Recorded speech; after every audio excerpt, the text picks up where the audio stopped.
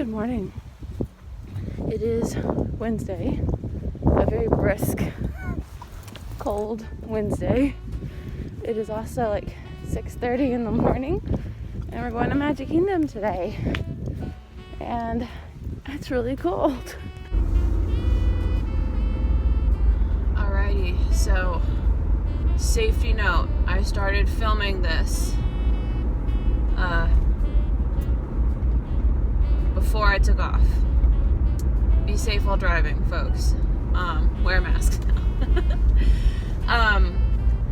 So I actually fell asleep rather quickly last night. I've actually been doing really good about being mindful of what time it is and when I need to wake up and giving myself enough time to get ready and so on and so forth.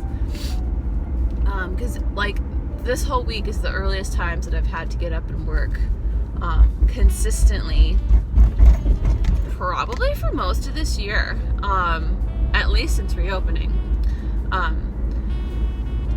Anyway, so I've been really good about not taking melatonin. I used to take melatonin all the time to make myself go to sleep, but I kind of got off of it and got some sort of a regular schedule, which is good. And that said, I took it last night and the night before, about an hour before I wanted to be in bed, and it worked like a charm yesterday. I have to figure out how to get around the cyclist. Hold on.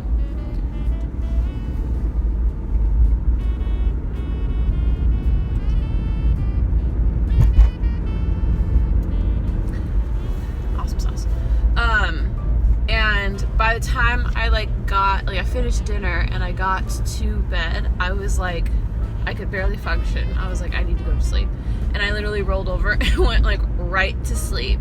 And also have to keep into account that I also only got 6 hours sleep the night before. I don't know how much I got today. I haven't checked yet. I've been really good about not checking my phone. But any tips?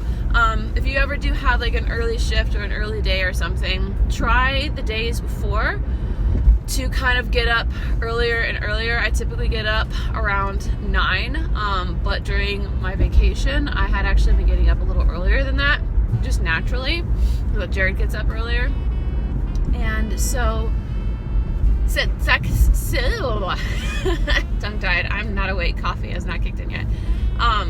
So just try to kind of get up earlier and earlier and earlier as the days go on. So that way by the time it's time for you to get up at that early time, you've already been getting up earlier.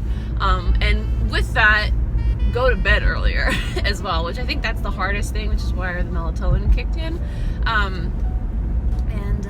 Yeah, that is my advice. Also, the first thing that I do when I get up is stretch my body, because that does help wake myself up.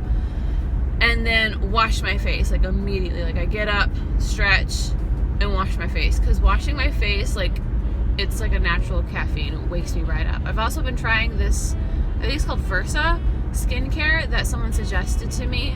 They had a little cheap gift set from Target, and I've been trying it out, and I don't know if it's helping, but I like to think that it's helping make me feel more awake.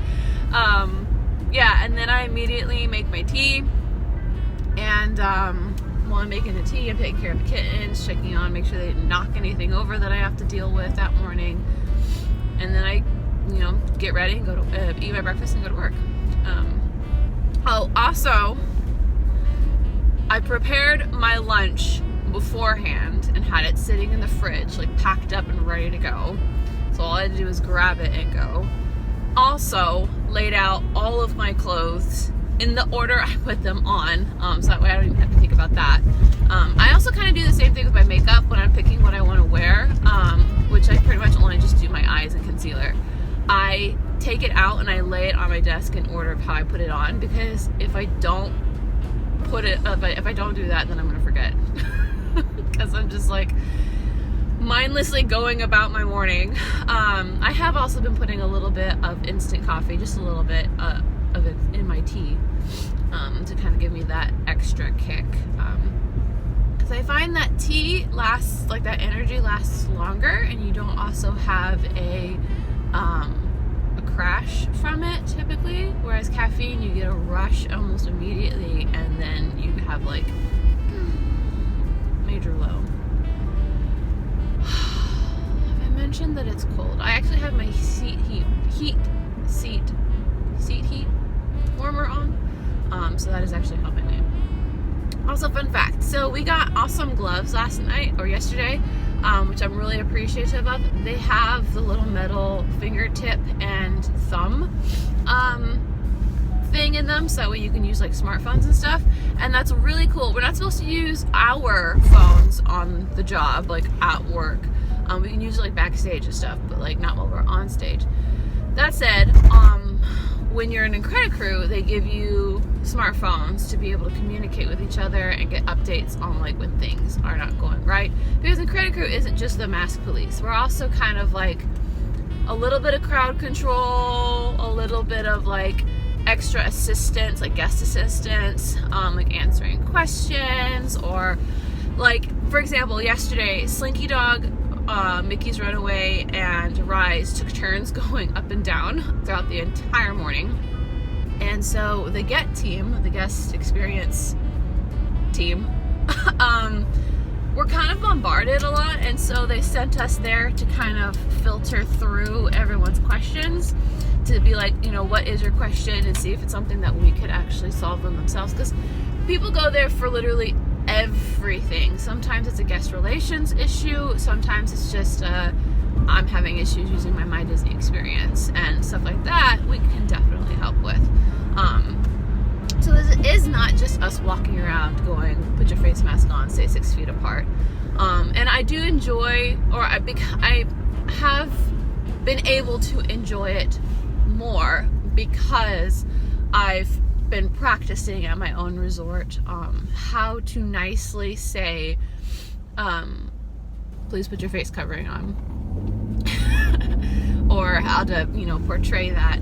It's easier when, I find it's easier when the whole family doesn't have their face covering on, because then you can go to the kids and you can be like, hey buddy, or hey sweetheart, make sure to have your face covering your nose to your chin, and like also point. And that within the parents are like, oh duh, I need to do that as well.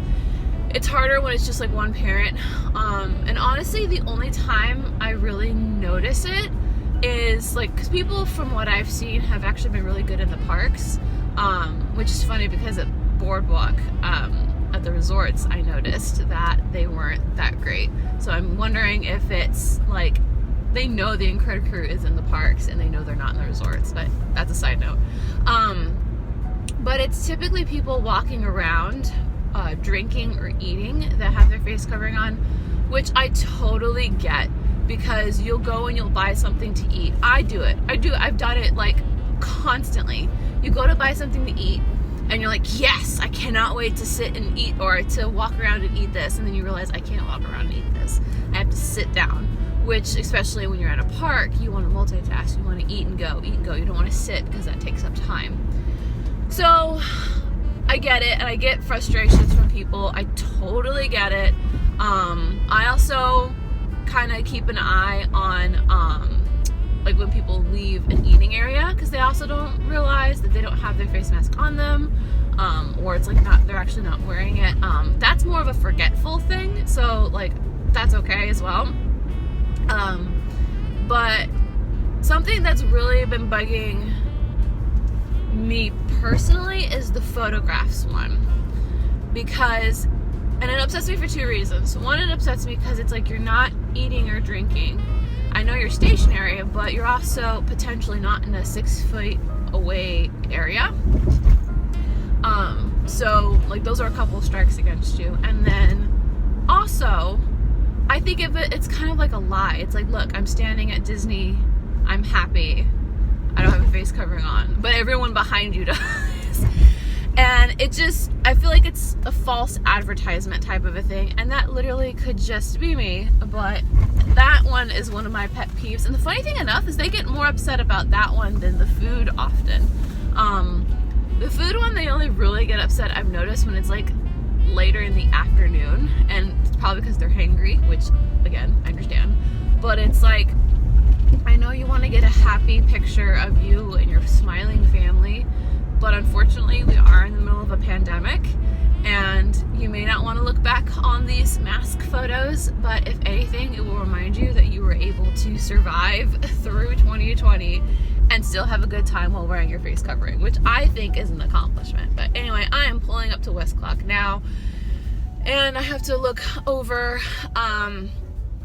the instructions on where I'm supposed to clock in, where I'm supposed to meet. I'm gonna look over it again. My friend Ashley sent me, and I'll tell you guys how today went after work. Alrighty, now that I am away off backstage. So today was very interesting. First off, I got there about 20-30 minutes earlier than I needed to. So that was kind of awkward. And then because like one of the first things you do in Incredi-crew is find all of the other yellow shirts to be like, okay, follow you, where are we going, tell me where to go, especially if you've never been there before. And so that's what I did. I went and hung out in the Magic Kingdom cafeteria with the other yellow shirts, and then we were all gathered together and like led to go and clock in and all this other stuff. And there was some miscommunication because I looked like a little lost puppy, and so they thought I was part of the training group. Yes, I said training group. So for those who don't know, fun fact for all you awesome entertainment cast coming in to Incredi-crew, the resorts cast didn't really get any sort of like actual like day-by-day training. Now there is some sort of like 3-day training on how to Incredi-crew, which I'm very grateful for and very appreciative of, except for the fact that they were like, oh, we didn't know that you hadn't worked at Magic Kingdom. If we did, we would have included you in this training group automatically. And I was like, well, that's nice. So I got a full tour of Magic Kingdom for probably the 4th time in my life. And a tour of the utilidors and all this other stuff. I did appreciate it because it cut my day in half. And also, like, there have been quite a few changes because of COVID to backstage and break areas. We have some of the coolest break areas. Like, guys, I can't even tell you, but we have some of the coolest break areas. So it's gonna be like really, really awesome. Anywho, that said, I got to, I lost my train of thought. Oh yeah, so after they did their little assessment test, and everyone got signed off for Incredi-crew, which again was something that I didn't get to do, but now I'm officially signed off for Incredi-crew. They had me go up and actually, do my job as an Incredi-crew, and I stayed in the hub pretty much the whole rest of my shift. It's interesting because different parks are set up differently. They set your breaks up differently. They have rotation differently. Like Hollywood Studios, pretty much free roam. You can take a break whenever you want. Epcot has like a rotation, and like they have a certain time frame they want you to take your break, and it's like, just let me know when you're taking it type of a thing. But like Magic Kingdom follows like our actual assignment CDS. Like when I was in attractions, like bumping people and rotating from place to place, which I thought was really interesting, but the attractions cast member in me kind of appreciated it. That said, this morning was super stressful for me just because it was very much like my world was flipped upside down, because everything that I was expected to do and prepared mentally to do was completely wiped clean, and that just threw me off completely. That, and there was a lot of, why are you here? Why are you scheduled here? And then when I asked the same question, no one could give me a straight answer, which I am in Incredi-crew most of next week as well. So that's interesting. I'm working a lot of closing shifts, so yay. But yeah, it wasn't a bad day. It just had like a rough start, and because I was really sleepy, it kind of, like I said, just threw me off. That, and there was a lot of, because everyone was coming in to open the park, there was a lot of like craziness going on just because there was a lot of people and a lot of shuffling around. So that kind of made me anxious. But like by the end of the day, like I was like, I got the hang of this. I feel comfortable coming back. I got to see some of my friends that I used to work with in attractions back when I was a CP. So that was kind of cool, getting to kind of update them on life and stuff. It was just really funny whenever like a leader or a coordinator or someone was like, so where are you working, or where are you from originally, and telling them that I work at the resorts, and they're like, oh, so they just randomly scheduled you today? I was like, yeah. But I am, like that said, like this isn't like a sarcastic laugh. I'm as frustrated as I am that I don't know, because also something I discovered is if you are an Incredi-crew, you do get to have what's called a preference sheet, similar to children's activities, where you preference, you know, whatever resort you want to work in, what days you'd like to have off, and what times of day you'd like to work. It's a preference. It's not guaranteed. But Incredi-crew has a similar thing where you can preference parks and stuff, which I didn't even know was a thing, unfortunately, because I am mainly recreation and not Incredi-crew. I don't get one, which is kind of sad, but whatever. As of right now, my favorite resort to work for Incredi-crew is definitely Hollywood Studios, just because of the flexibility, and also I know a lot more people there, and I get to kind of assist more with like those roles. PAC did thank us a lot when I was like placing people along their line, so that way there wasn't like a rush and they had to like kind of panic. They could just kind of focus on getting the floats and everything where they needed to be. I literally had a lot of people say, oh my gosh, thank you, you're so awesome, to me, like other cast members. So that was nice. I just did not realize, and I should have, because it's Magic Kingdom, I didn't realize how crazy Magic Kingdom can be. I mean, it's the most popular park. A lot of people go there. And I mean crazy in the sense of like, I was constantly, like every time I turned my back, there was someone without a face covering on. And it was mostly for pictures. But because I did experience that when I worked at Hollywood Studios with the Christmas tree. But us being by the castle and the Walt statue, oh my gosh, it was literally like every 2 seconds, which did make the day go by, and I was not expecting that. So that was a good thing. It was just one of those things where it's like, as soon as I took my break after 2 hours, I was just like, oh my gosh, that's a lot. And I was really kind of looking forward to getting to roam around one of the lands, because you do like rotate through the lands and stuff, but it's fine. It is absolutely fine. I'm glad that I got to spend time at Magic Kingdom.